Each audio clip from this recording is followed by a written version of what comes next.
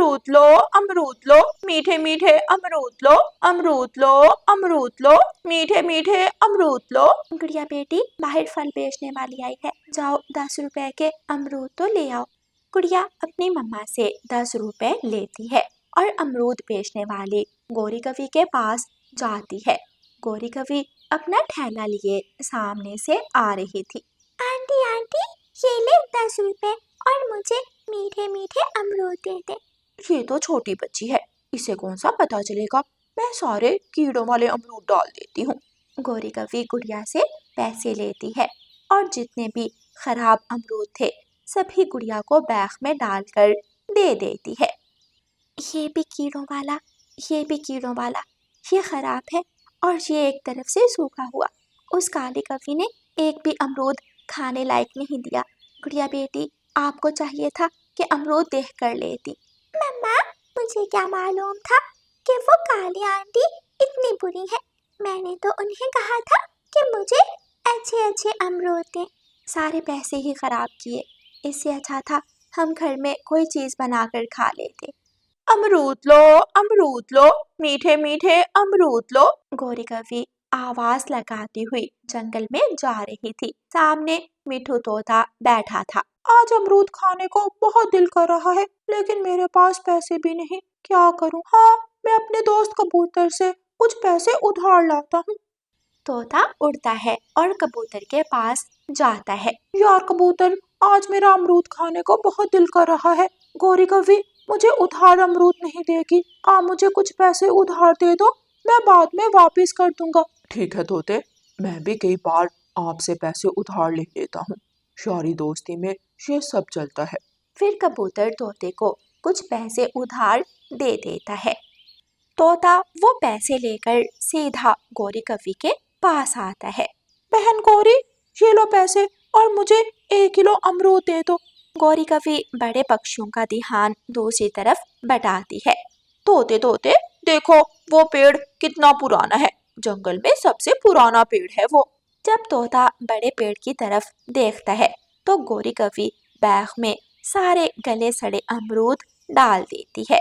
बेचारा तोता देखता ही नहीं और ऐसे ही वो गले सड़े अमरूद लेकर अपने घर चला जाता है।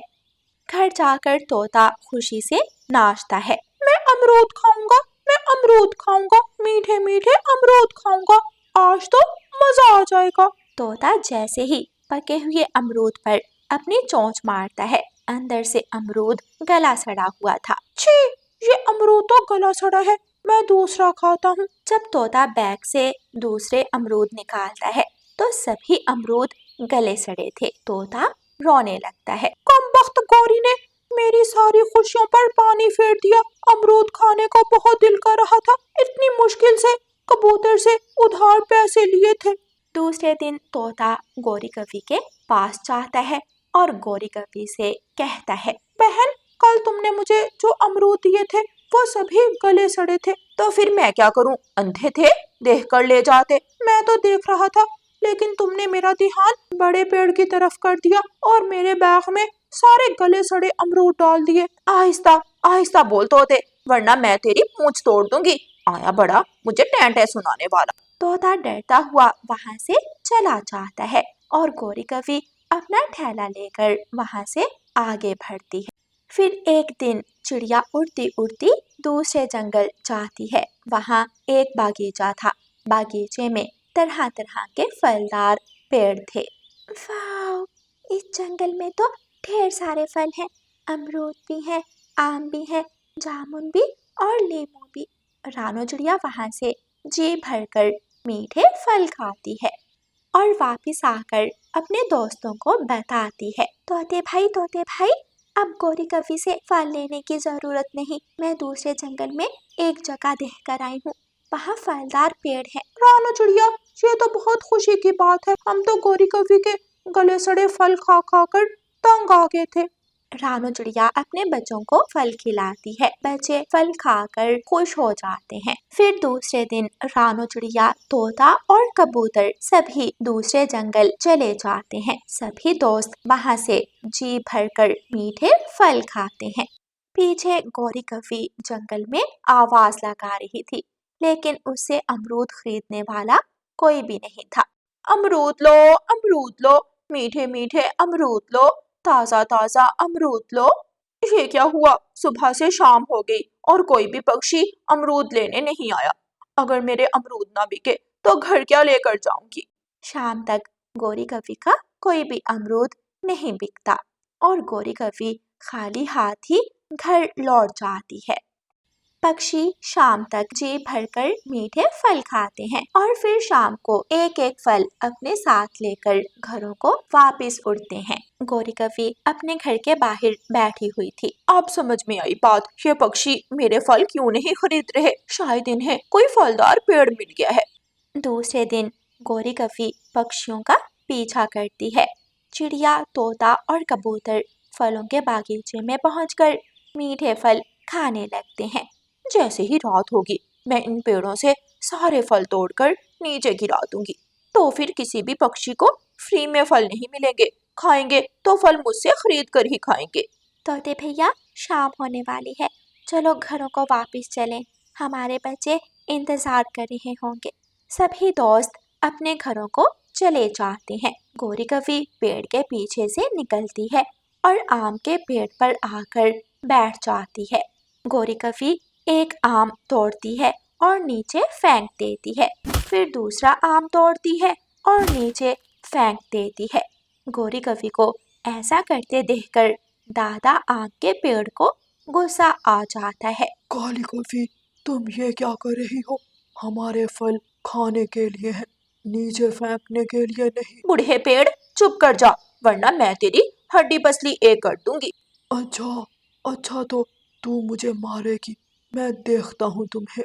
दादा पेड़ अपनी एक डाल गोरी कवि की तरफ बढ़ाता है और गोरी कवि की पिटाई करने लगता है। दादा पेड़ गोरी कवि की खूब पिटाई करता है। किसी न किसी तरह गोरी कवि अपनी जान बचाकर वहां से भाग जाती है। बच गई। अगर मैं भागकर जान ना बचाती तो वो दादा पेड़ मुझे जान से मार देता। फिर जंगल के सभी पक्षी मजे मजे से बागीचे से आम खाते रहते हैं और गोरी कवि का धंधा बंद हो जाता है। दादा पेड़ रानो चिड़िया, तोते और कबूतर को गोरी की बात बताता है। दोस्तों, आप सब उस काली कॉफी से दूर रहना। वो काली कॉफी जितनी ऊपर से काली है उतनी ही अंदर से काली है। कल रात वो आई थी और हमारे फल तोड़कर नीचे फेंक रही थी।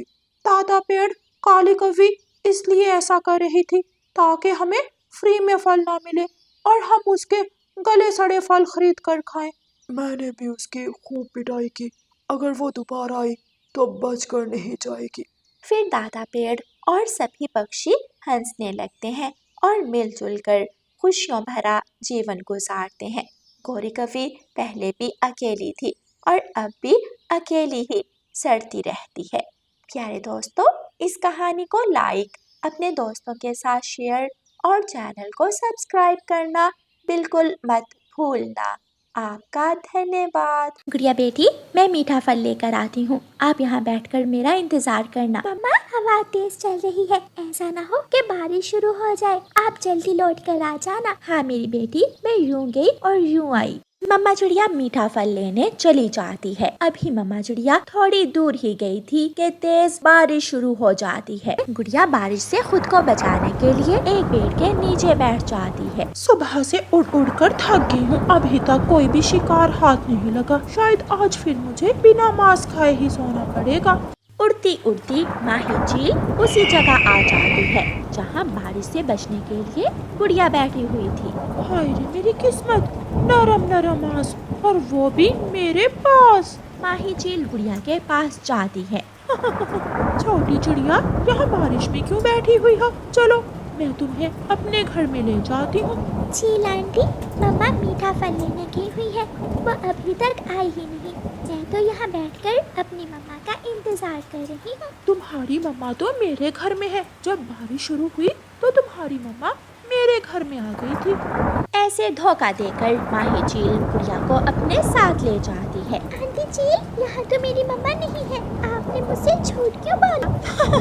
क्योंकि मैं तुम्हें खाने वाली हूँ। मैं झूठ बोलकर तुम्हें अपने साथ लाई थी। आंटी, झूठ बोलना बहुत बुरी बात होती है और मुझे खाने की बजाय आप दाना खाकर भी तो अपना पेट भर सकती हैं। हम चीले अनाज नहीं मांस खाती हैं, मांस। बाहर का दरवाजा बंद करते हुए माही चील ऐसे कहती है। कहाँ है मेरा चाकू? मैं चाकू तेज कर लूँ। चील रसोई में जाती है और अपना चाकू तेज करने लगती है। चाकू तेज करते करते चाकू की नोक माही चील के पंख में चुभ जाती है। हाय, मर गई। मेरा तो पंख घायल हो गया है। मैं मदद करती हूँ आपकी। गुड़िया जल्दी से शेल्फ से कपड़ा उठाकर माही चील के पंख पर बांध देती है। शुक्रिया छोटी चिड़िया, अब मैं तुझे आराम से खा सकूंगी। फिर माही चील चूल्हे में आग जलाने लगती है, लेकिन लकड़ियां गीली होने के कारण घर में धुआं हो जाता है, लेकिन आग नहीं जलती। आंटी जी, रुकिए, मैं आपकी मदद करती हूँ। मम्मा कहती है कि हमेशा सबकी मदद करो। गुड़िया छोटी लकड़ियां नीचे लगाकर बड़ी लकड़ियां ऊपर लगाती है और आग जलाती है। अच्छा हुआ जो आग जल गई। अब तो मैं तुम्हारा शोरबा बनाकर मजे से पी सकूंगी। मम्मा चिड़िया जब लौट कर आती है तो अपनी बेटी को ना देखकर परेशान हो जाती है। गुड़िया, गुड़िया मेरी बेटी, आप कहाँ हो? तोता घबराया हुआ चिड़िया के पास आता है। चिड़िया, गुड़िया को चील अपने साथ लेकर जा रही थी। मैं तो देखकर डर के मारे झाड़ियों में छुप गया था। वो चील बहुत बुरी है, छोटे बच्चों को भी नहीं छोड़ती, लेकिन मुझे पूरा विश्वास है तोते भैया, मेरी बेटी उस चील को चकमा देकर जरूर सुरक्षित वापस आ जाएगी। आग जल जाती है और गुड़िया चील से पूछती है। चील आंटी, जब तक पानी गर्म होता है आप मिर्ची और नमक भी ले आए। मेरा शोरबा बिना नमक और मिर्ची के स्वादिष्ट नहीं बनेगा। मैंने मिर्ची और नमक तो कल रात से ही लाकर रखा हुआ है। फिर माही चील रसोई में जाती है। जैसे ही माही चील रसोई में जाती है, गुड़िया अलमारी के पीछे छुप जाती है। कहाँ गई? अरे वो छोटी चिड़िया कहाँ गई? मेरा शोरबा नहीं बनेगा अगर वो छोटी चिड़िया भाग गई तो। माही चील घर का दरवाजा खोलकर गुड़िया को बाहर देखने निकलती है। गुड़िया भी जल्दी से अलमारी के पीछे से निकलकर दरवाजे में आकर चील को देखने लगती है। चील जब थोड़ी दूर जाती है तो गुड़िया चील के घर से निकलकर पास ही छुप जाती है। बारिश की वजह से चील जल्दी ही लौटकर वापस आ जाती है। सारा काम उल्ट हो गया।